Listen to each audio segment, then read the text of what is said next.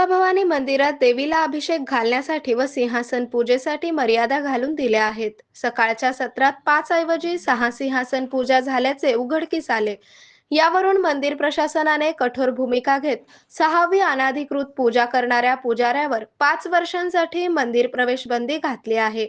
शिवाय संगनमताचा ठपका ठेवून सुरक्षा एजन्सीलाही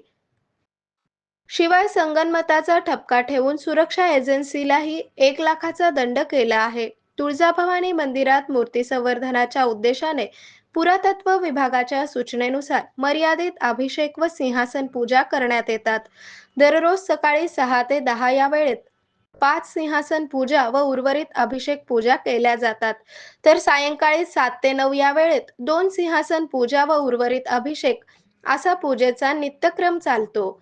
मात्र 21 एप्रिल रोजी सकाळच्या सत्रात 6वे सिंहासन घातल्याप्रकरणी युवा भोपे पुजारी मंडळाने मंदिर प्रशासनाकडे तक्रार केली.